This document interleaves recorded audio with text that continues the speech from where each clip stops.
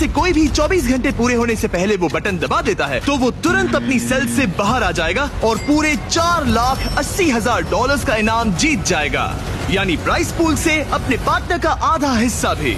ये तो गलत है।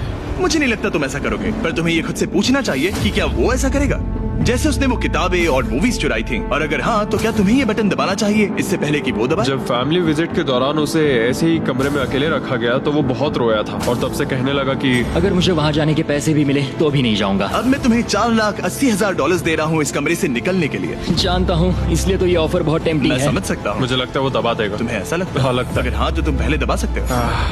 ठीक है।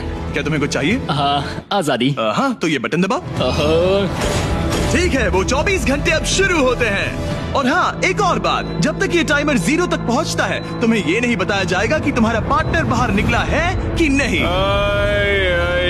ये बहुत ब्रूटल है ब्रो। पता नहीं कि किसी क्रिमिनल पर भरोसा करना जिसके पास एक ऐसा रेड बटन हो जो उसे $4,80,000 दिला सकता है। मतलब जो आदमी फ्रॉड के लिए जेल गया हो उसके लिए ये थोड़ा टेम्पटिंग हो सकता है। मुझे चिंता हो रही है कि शायद ये झेल ना पाए। मैं कैसे भरोसा करूं कि वो उस प्राइस के पैसों को नहीं छीनेगा। इन दोनों ने इस वीडियो में इतना कुछ झेला है कि लगता है ये कभी एक दूसरे को धोखा नहीं देंगे। पर मैंने खुद भी सॉलिटरी कन्फाइनमेंट में काफी वक्त गुजारा है, तो मैं जानता हूँ कि इतना टाइम अकेले रहने से इंसान का नजरिया बदल सकता है। मुझे लगता है कोई बटन दबा मैं पहली बार सॉलिटरी कन्फाइनमेंट में आया हूँ और ये दूसरी बार, और उसे टाइट जगहों से बहुत डर लगता है। मुझे ऐसी बंद टाइट जगहों में रहना बिल्कुल पसंद नहीं है। मुझे बहुत जल्दी घुटन होती है। याद रखना, तुम जब चाहो निकल सकते हो, बस तुम्हें इस बटन को दबाना होगा।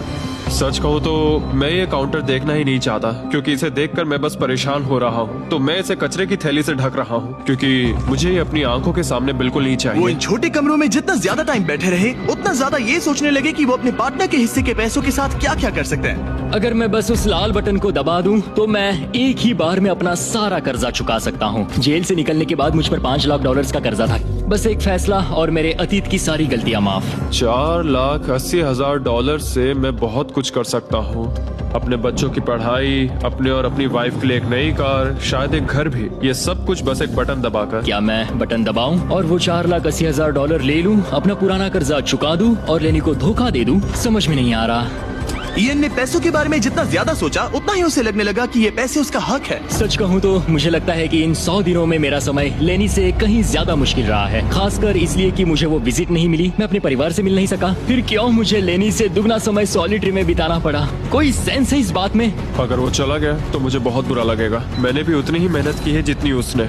अगर वो 24 घंटे के लिए भी खुद को रोक नहीं पाया तो इससे ये साबित हो जाएगा कि वो कभी नहीं सुधरेगा। वो हमेशा वैसा ही रहेगा। अब मैं और सहन नहीं कर सकता। बस